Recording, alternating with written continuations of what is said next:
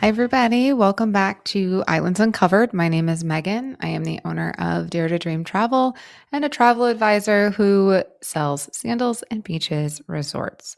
Thank you for joining me again today. We've got a lot to talk about. So, on Tuesday of this week, Sandals and Beaches released their Black Friday promos, much anticipated. We're going to talk through that. Then I'm going to mention the 777 rooms that went on sale yesterday.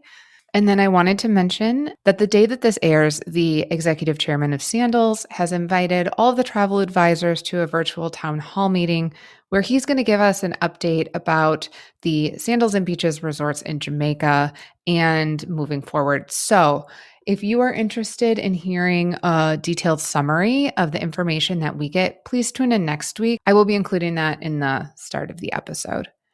And then finally, I have a really fun story today. This is right up my alley if you know me.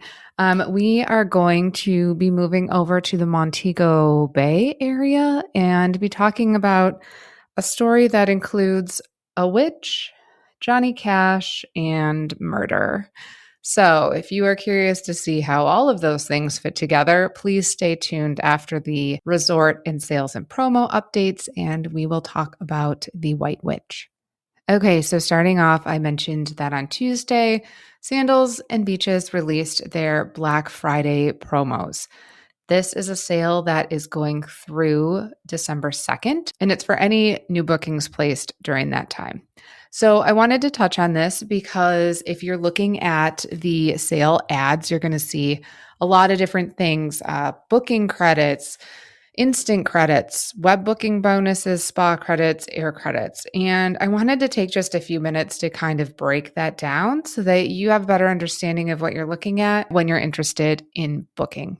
So there's two things that immediately I see that are the least exciting for me on this list. That's going to be the $100 web booking bonus. If you are a fan of Sandals or Beaches and book a lot of vacations, you know that that is typically on there. That's not something new, but we are going to include it for this sale as well. And then also the percentage off. So they're going to say get up to 65% off. That is certainly true.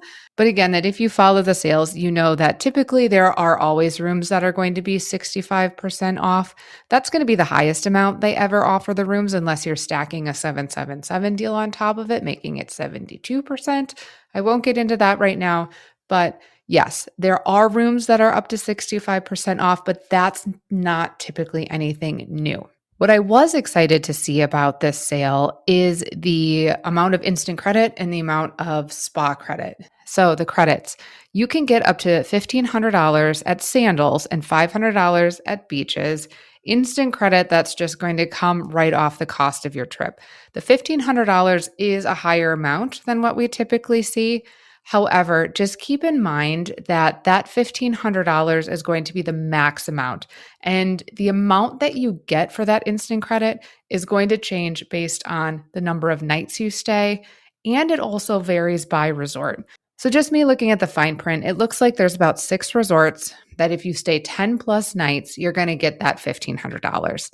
Then it goes down from there. So if you stay a week, it's $1,000. If you stay 6 nights, it's $775. And then all the other resorts, their 10 plus nights maxes at $1,000. The other thing I wanted to point out is that if you're looking for a short trip, only 3 nights, which is the minimum amount of nights that you can stay at Sandals, there are only 4 resorts that the instant credit is going to apply. So those resorts are going to be Sandals Royal Bahamian, Sandals Royal Plantation, Sandals Ochi, and Sandals Negril. So if you're going for 3 nights, those are going to be the resorts that you can take advantage of the instant credit with this promo.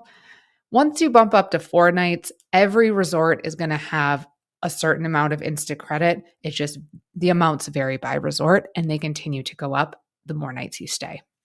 And then, like I said, the other thing that I was super excited about with this deal was the spa credit. Not only is it a larger amount with $200, it's also available to anybody who stays 5 plus nights. Typically, what you're going to see is it's only going to apply to people staying 5 plus nights in a club or concierge or butler room. With this promo, it's 5 plus nights in any room category at any resort. That's definitely another great perk of this Black Friday sale. And then on top of that, if you stay 7+ nights, you do have the $300 air credit. That is only going to be available if you are traveling between March 1st and December 25th of 2026. There are pros and cons. You have to book your flights through Sandals and bundle them with your trip. I always talk to my clients. We talk about the pros and cons of doing that. $300 may or may not be worth it for you to book your flights this way. But again, that's something to talk about with your travel advisor to make sure that you're booking the best thing that's right for you. And then lastly, they are advertising that one free night for 7+ paid nights. Just know that that is not at every resort. It's only at select resorts. So what I'm seeing is that it's going to include Sandals Montego Bay, a certain number of rooms, Sandals Ochi, Sandals Grenada, Sandals Antigua, all of their butler rooms, Sandals Regency La Toc, certain rooms there, and Sandals Grand St. Lucia, also just a couple rooms in that list. So it's a great deal if you are planning to book one of these rooms. Again, just something to keep in mind if you're looking through the fine print, knowing that it is only certain room categories that that free room qualifies you for. As with any sale, there's blackout dates. For Sandals, the blackout dates are pretty good for this sale. It's only the week between Christmas and New Year's. So December 26th through January 1st is blacked out this year, next year. Otherwise, all of the other dates are available and eligible for this sale. So when I saw that, I was pretty excited about that as well. Beaches has a few other dates that are restricted. And so you have to keep in mind if you're going to a beaches, that includes kids. And there's a lot of people who only want to travel where their kids are out of school. It's not really how my family chooses to travel. We usually like to take advantage of the less expensive times. However, if you want to travel over spring break or Christmas break and some other times where everybody else wants to travel, just know that those are premium priced. And you're probably not going to be able to take advantage of the Black Friday offer because those dates are blacked out. If you have any questions about the Sandals or Beaches Black Friday deals, please reach out. I always try to help my clients find the very best rates, make sure they understand everything and get everything included. And of course, my services are always free. Like I always say, you're paying for a travel advisor in the cost of that trip, whether you use one or not. So you might as well take advantage, use one, and get the benefits. And then next, the 777 deals. So I'm seeing the same pattern holding with most of the rooms being butler rooms that are offered at the additional 7% off. So this week we have a butler room at Sandals Royal Plantation, Sandals Halcyon Beach, Sandals La Toc, they've got the Rondeval Butler Room. Sandals Royal Barbados has a beautiful ocean view butler room available. And then finally, also there is a 1-bedroom poolside butler villa suite that I have not seen in a while. It's the NV1. That is at Sandals Ochi. So if you're at Ochi and this room is available while you are staying, perhaps you want to take a look and see if you want to make the upgrade while this room is on sale. It's always fun to stay in a butler suite. And then the 2 rooms that are left, we're seeing Curacao again. Curacao has consistently been on our list of 777s, having a room on sale. This week it's a club level room. It's the Sunshine Beachside club level room, the BLX. I love Sandals Royal Curacao. It's one of the 2.0 resorts. And if you haven't checked it out yet, I strongly encourage you to do so. It's also, people don't realize this, but from a lot of places, Curacao is a shorter flight than going to St. Lucia, Barbados, Grenada, St. Vincent, just because it's more of a straight shot down from Florida as opposed to going diagonal. So keep that in mind too. Sometimes that little extra time helps. And then lastly, I wanted to point out that Sandals Grand St. Lucia, that Caribbean luxury ocean view room is on the list again. So the LX room, this is a luxury room, so an entry-level room at Sandals Grand St. Lucian. But if you are just looking to get down to St. Lucia, this is a beautiful resort. And definitely if you are looking to get down there at a lower price point, this is a great week to get this room on hold because not only, like I said, we could take advantage of it being on 777, You can also take advantage of the promos from the Black Friday deal. So I ran a few scenarios because I just wanted to give an example. So I did a week. I did March 7th through March 14th of next year. 2 adults, you get that $100 instant credit. You get the standard 55% off the rack rate, but you get the additional 7% off because it's on 777. So that's what's really going to help you out here. You also get the $635 instant credit from the Black Friday promo, and you can apply the $200 spa credit and the $300 flight credit if you really want to. So you can go down to St. Lucia, stay at the Grand in March for a whole week for under $7,000. Anytime that I see resorts in St. Lucia priced less than $1,000 a night, in my mind, that's a great deal. There are also other dates that this sale will apply. Just know that rates are going to be different in March than they are in October, than they are in January. So please reach out. I would love to get you into this room. The 7% off that I mentioned on this room is, again, only available through bookings made through next Tuesday. So that's going to be November 18th. Okay, so that's kind of the wrap up of our resort update. We've got the Black Friday promo going on. Today, this afternoon, we have the town hall meeting with the executive chairman that I will give updates on next week. And then I touch briefly on the 777s. I didn't mention the beaches 777s this week. If you would like information on those, please reach out. Right now, there is Beaches Turks and Beaches Negril, with others opening in the future in Barbados, St. Vincent now, the Bahamas, and another one in Jamaica. So I will continue to keep you updated on those resort openings, because I will tell you, once those get announced that they're opening, they are going to book up very fast, especially the Bahamas, the one in Exuma. I was at the Sandals Exuma property right before it closed. That beach is gorgeous. It used to be a Four Seasons, and I cannot wait for that beaches to open to go back and take my family. The beach is beautiful. It's such a small island. It's such a fun experience, and I can't wait to see what the Beaches brand does with that resort. Okay, so the resort updates are over. So now it's time for the fun part of the episode where we talk about the islands that these resorts are located on. So as I mentioned, we're sticking in Jamaica again this week. And we are going to be in the Montego Bay area of the island. So Montego Bay, as most of you know, is where the airport is, where the main airport is, I should say. And this story is a story of folklore and legend. I used a lot of different materials to gather this information, and I really hope that I do it justice in the storytelling, because it is something that has been around on the island for a long time. And I think that if you talk to somebody who lives in Jamaica, most people will know about this story. These type of stories are so fun to hear, especially if you're somebody who goes down there quite a bit, just to know more about the island and the history. That's what I love about doing this series, is digging into the history and learning more about the island and what is there outside of just the Sandals and Beaches Resorts.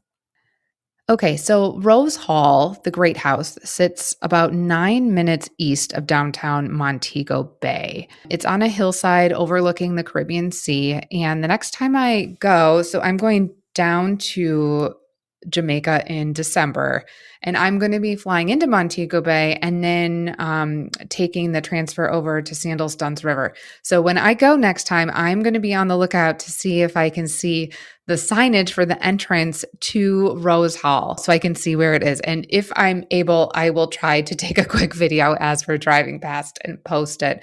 But it is, it's just right outside of downtown. It was built in the 1770s in the colonial era, where there were a lot of large sugar plantations in this area, and it was a huge Georgian style architecture. So the house is still there. Like I said, you can go and do a tour. You can do a nighttime tour too if you're interested in the ghost story part of this. So the Rose Hall Great House is not far from Cinnamon Hill, which is another estate that was famously owned by Johnny Cash in the 1970s. And he even wrote the Ballad of Annie Palmer, which is the woman that we're going to talk about today, Annie Palmer, who's the White Witch. And all of the proceeds from his song that he made went to Montego Bay's SOS Children's Village. So even Johnny Cash, who went down there in the 1970s and had his house, even he knew the story about the White Witch and was inspired enough to write a song about it. All right, so let's dig into the legend and the woman behind the legend named Annie Palmer, the so called White Witch. According to folklore, Annie was born in Haiti, and she was orphaned at a very young age and ended up being raised by her Haitian nanny. And it was said that the nanny is the one who introduced her to spiritual practices like voodoo and the dark arts. So, like I said, some people called it voodoo. And in Jamaica, the practice was often referred to as obia. And it said that Annie quickly mastered the dark arts, and so she learned how to curse and control and manipulate people. So when she arrived in Jamaica in the early 1800s, she was beautiful, ambitious, but it said that she had a bit of an aura around her that kind of unsettled people. She eventually married John Palmer, who was the owner of Rose Hall in this huge sugar plantation. And he was very wealthy. So when they got married, she gained wealth and status and essentially control over the plantation as well. And then history takes a dark turn. What many stories say is that her husbands, and yes, that's husbands, plural, all did not live very long. So John Palmer, her first husband, he is said to have died under very suspicious circumstances. Some people claim he was poisoned, and others say that Annie smothered him in his sleep. Regardless, he did not make it very long. And then she married again, and her second husband also met a very untimely death, and he passed away very shortly after the wedding. And I couldn't find any indication of what exactly he passed away from, but I think it was a bit of a mystery. I just know it was shortly after they got married. And so then Annie got married again, her third marriage. And as you can imagine, the town is gossiping, people are whispering. It was the time of a lot of slaves. They were working on the plantation, and even they were like, hey, what's going on with this lady? These men keep dying. And so the stories grew a little darker, and it said that her third husband was strangled in his bedroom. Some people said they heard screams coming through. Some people claimed that he was gasping in his sleep without even being touched. So the people in the plantation and in the community both began to whisper, like I said. Some people were afraid of Annie, and other people weren't necessarily afraid of her, but thought that she herself was cursed because she's had 3 husbands now who have died. So not only did she have 3 husbands who died, who she potentially may have murdered, Annie was not the nicest of people, and her cruelty extended to those that she enslaved. So not only did she take her anger out on her workers, but she also forced them to be her lovers against their will. And when she grew bored with somebody, they would just mysteriously vanish, and nobody knew what happened to them. So I can only imagine how people were talking then, both in the community, the enslaved people. I would imagine nobody wanted anything to do with her, and she just kept inflicting all of this darkness and pain on everybody. But her reign of terror did not last forever, and the legend says that her downfall came at the hands of an enslaved man named Taku. And from what I read, there were different stories about who he was in Annie's life. They said that he was an enslaved man, but either Annie had killed somebody that he loved, or Annie was victimizing him. So either way, he was pissed, and the legend states that he crept into Annie's bedroom one night and killed her. So the stories in Jamaica place her death around 1834.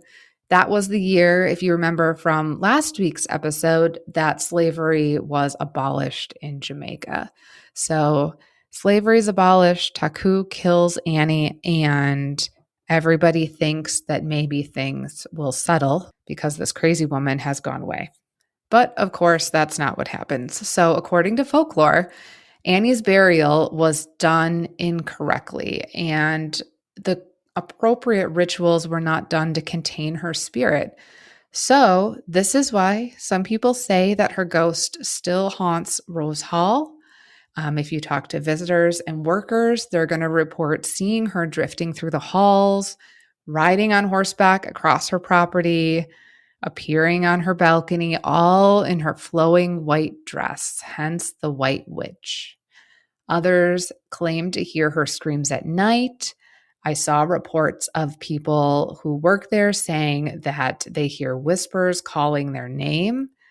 And the creepiest thing that I read was some people claim that they catch a glimpse of her face in the window. That would terrify me to no end. The unexplained chills in the hall, I could deal with that. If I see somebody's face in the window, I'm out of there.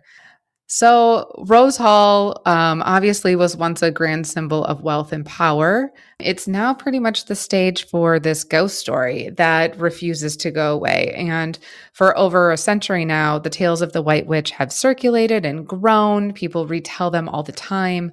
There was pamphlets published in the 1800s and even novels in the 1920s about this. So there is just this continued fear of this folklore and fascination that lingers about this property, and it's still there today. So the house today is still there. After Annie died, it fell into complete decay after the 19th century. But in the 1960s, it was restored by Michelle Rollins, who is a former Miss USA, and her husband, John. And today, the estate boasts two golf courses, one called the White Witch and one called Cinnamon Hill for Johnny Cash's estate, and both offer day and night tours. So if you go, you can explore the house and the gardens and the grounds. You can choose to hear ghost stories or just go and appreciate the architecture and the importance of the house and what it stood for. I think when you visit, it's important to remember that beyond the ghost stories, there is a real element of human history here, lives of the enslaved people and the plantation area, and the colonial past. All of that needs to be remembered and respected when visiting a place like this, alongside the legends that have sprung up around the house. So, if you want to believe the folklore, I think that is the most fun way to go. If you want to try to dispel the folklore, we can lean into that too. So, the story of Annie Palmer didn't really appear in print until about 1868. There was a gentleman, as I mentioned, named James Castello, and he published a pamphlet detailing the murders of her husbands. And then in 1929, there was a novel by Herbert G. DeLisser. He wrote The White Witch of Rose Hall. And so after that writing came, it really cemented the legend into the folklore. However, if you go back and research this a little bit, the real Annie Palmer, she was born, her name was Patterson. She was born 12 years after the death of Rose Hall's original mistress. So the original mistress was named Rosa Palmer, and Annie Palmer actually married the grandnephew of the original owner. But she possessed no slaves when she sold the rights to Rose Hall in 1830. And there's no evidence of husbands being murderers. It's most likely just a combination of gossip and myth. But, the tale continues to terrify and captivate, and it's just cemented in a part of history. So I do think it's important to keep the story alive with understanding that it is probably folklore and not reality. But with anything with folklore, I mean, there's a reason why stories are told through folklore. It's to learn a lesson. And so I think that one of the lessons that you can maybe come away with from this story is that The abuse of power is probably going to catch up with you eventually. I think that's important to think about, even in our reality that we're living in today. So, folklore is important. Keeping folklore alive is important. Retelling stories are important. And taking a meaningful message out of stories like this is important. So there you have it, Rose Hall, beautiful place to visit, history, mystery. I think a different episode, I'll touch more on Johnny Cash and his influence in that area because I think that is important too. But definitely a place to check out if you are interested in folklore and legends and something that's really cemented into Jamaican history here. Whether or not you believe in ghosts, Rose Hall is definitely a tribute to the history and the storytelling of the space. And who knows, maybe if you go with an open mind, you might even see a little ghost or hear something whisper your name. There's certainly a lot of videos online, on TikTok, social media that might make you more of a believer. Thanks for tuning in, everybody. Safe travels, and until next week.